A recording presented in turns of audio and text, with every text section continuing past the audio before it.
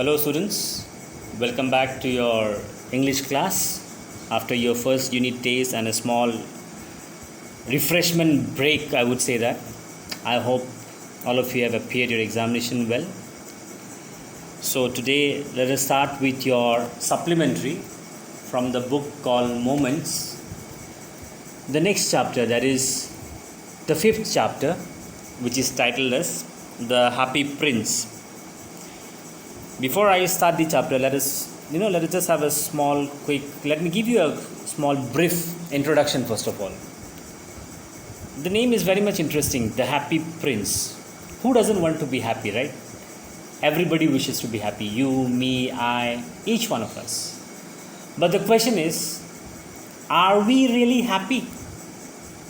Just having a smile in the face, or possessing all those materialistic things, is it what the definition of happiness is all about? Or there is something more beyond that? Now see, I would tell you that the definition of happiness differs from one individual to another. For some of you, as you are just kids, you are in the adolescent age, the teenage group, for you at this moment, possessing a cell phone, an Android phone, or a bike, or a PlayStation, this may be happiness for you, correct? But actually, let me tell you, this is not the real happiness. You may not realize it now, as you are too young to understand, but with the time, you will understand automatically that the thing which you are considering it to be happiness right now is not the actual happiness. So, even here in this chapter, it is quite similar to what I just have told you right now, as there is a prince we will find in this chapter. And generally, prince, whom do we call a prince? The son of a king is known as a prince. So definitely when one is a son of a king, then when it comes to materialistic things, that's for sure that he won't face any crisis. But here in this chapter we will see that, was he really happy or not? Alright. Now see, some people, they find happiness, as I told you, in materialistic things. Some people, they find happiness in others. By seeing others happy, you find happiness. For me, and let me tell you, my dear children, the real happiness lies when you can spread happiness to others.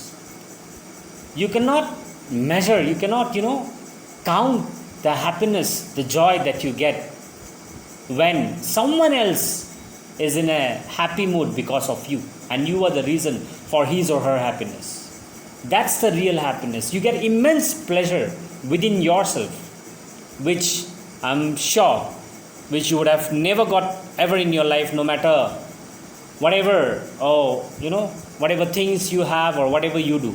Once, if you can spread happiness to others, or if someone is happy because of you, that's the real happiness which you will get after spreading happiness. So here, this story is also quite similar to what I have told you. You can even try it out, my dear children. You can do it as an activity during these days of this lockdown. I'm not telling you to roam around, just in your neighborhood, in your locality, and with your friends, family members, relatives.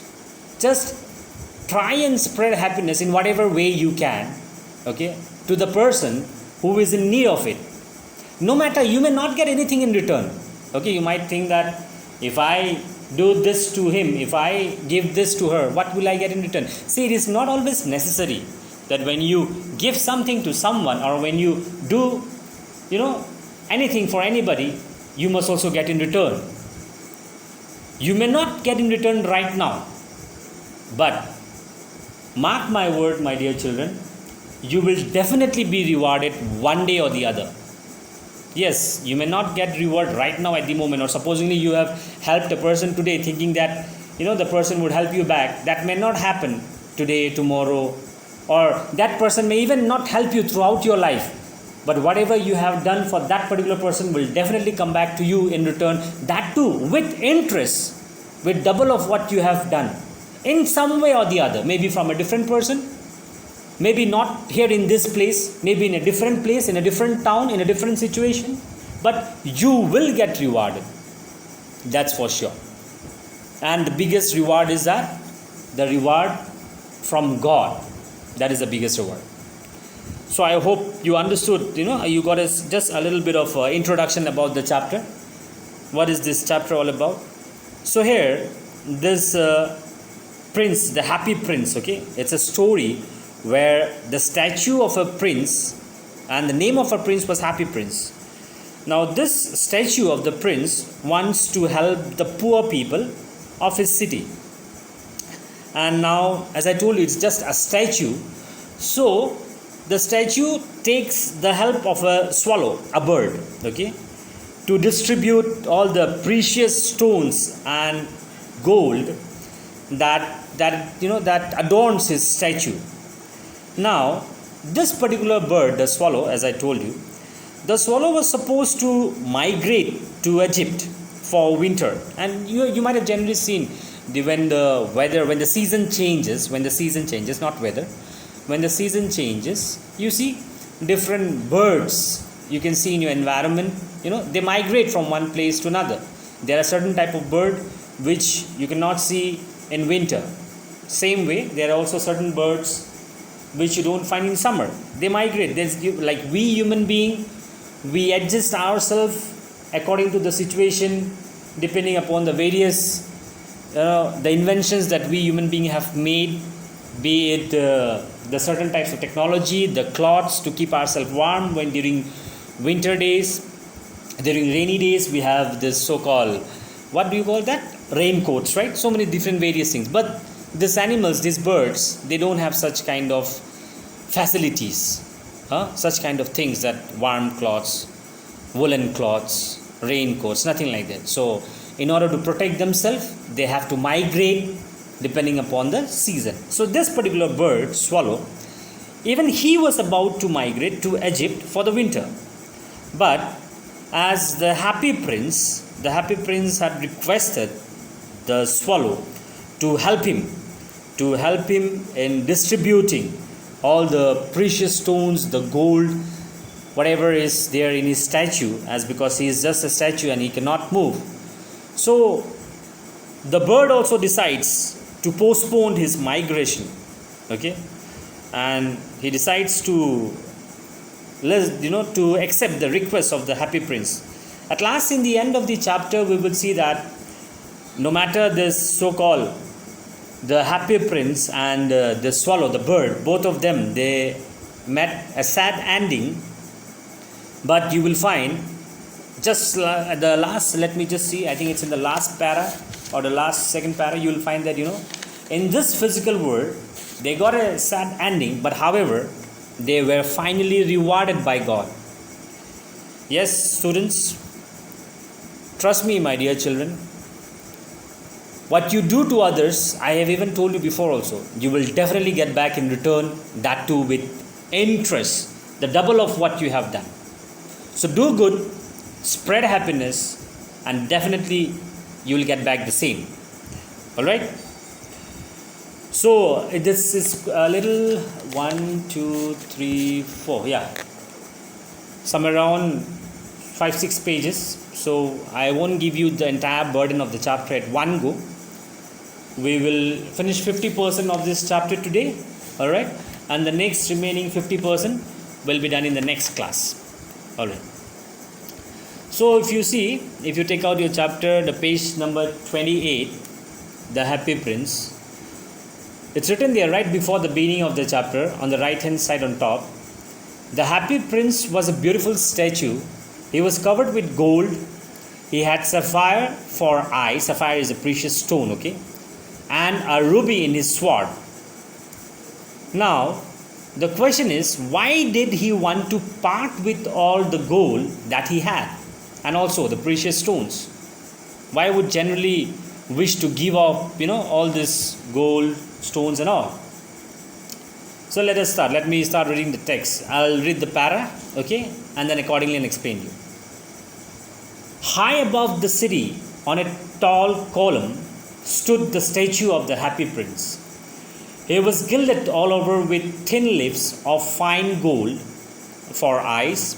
He had two bright sapphires, and a large red ruby glowed on his sword hilt. Now see, okay, before I explain you this para, just let me tell you some of the things.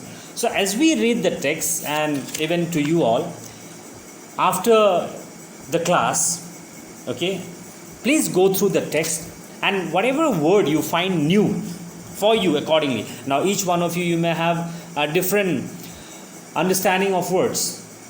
Some of you may be very well versed with the vocabulary, some of you may not. So accordingly, any word which you find that is new to you, please go through those words, write down the meaning, grab a pencil, and in the textbook itself you can write just nearby the word. Okay, you can write the meaning of that particular word, but with pencil. Do not use pen in the text, so that whenever, in the first instance, in the first go when you will be reading, it will be a little time consuming, because you'll have to sit with the dictionary. But henceforth, when you will be reading it again, it will become easier for you, and also you would be learning many new words. Okay, so I hope you are done with it. Okay, so note down these things, whatever I am saying. After the class, you can just follow the instructions.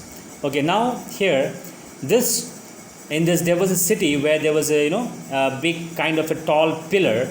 On top of that pillar, there was a statue of this happy prince, and this prince was covered all over with thin leaves of gold, and even in his eyes, the eyes were made up of this sapphire, the costly stones, precious stones, and also in the sword, okay, in the hilt of the sword, the hilt, the cover, you can say in simple, the place where we insert the sword, there was also a ruby glowed in his sword hilt. So it so happened that one night there flew over the city a little swallow.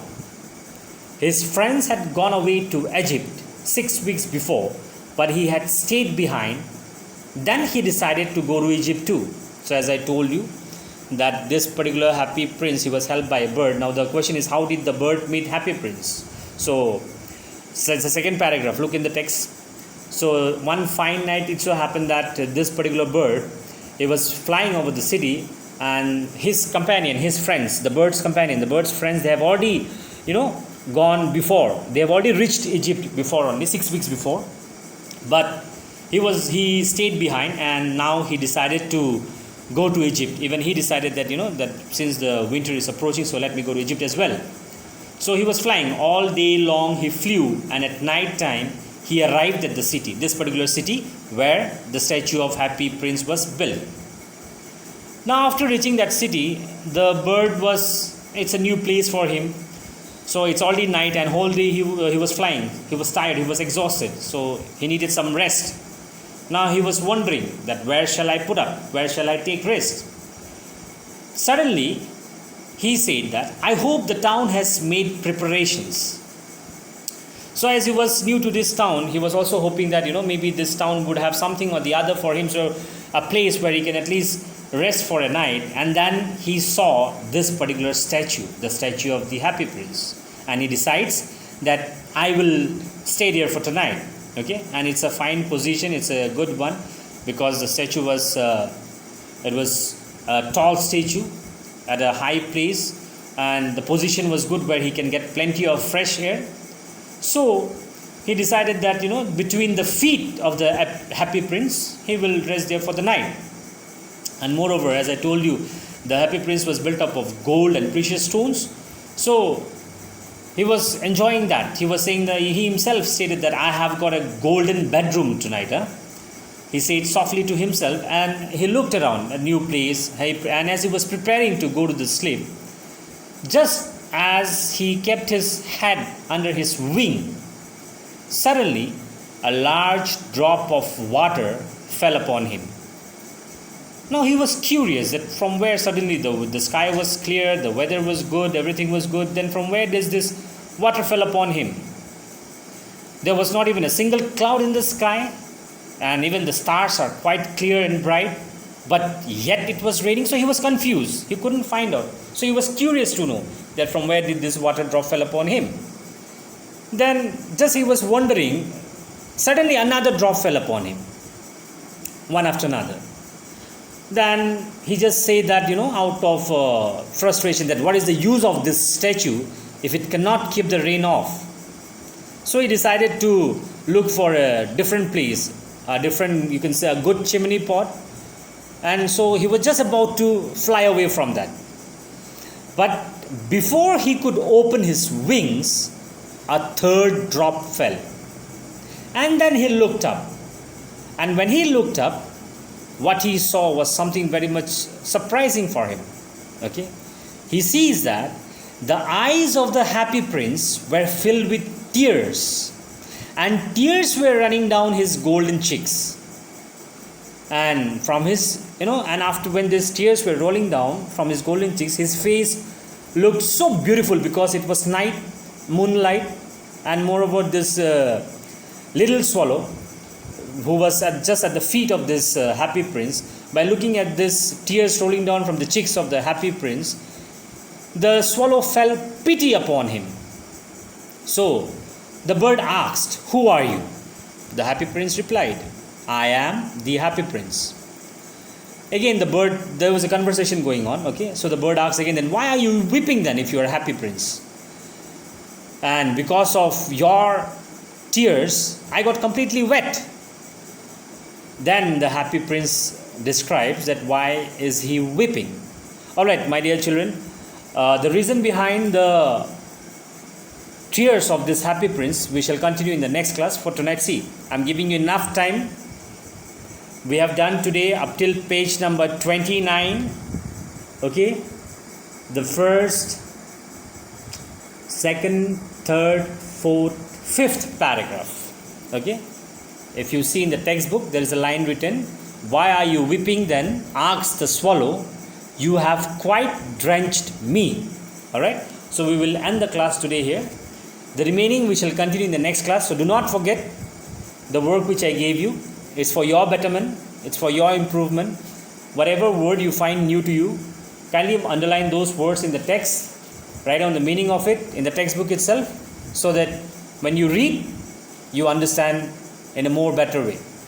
Alright, supposing in case if you have any doubt, you can still get back to me. Take care. God bless you.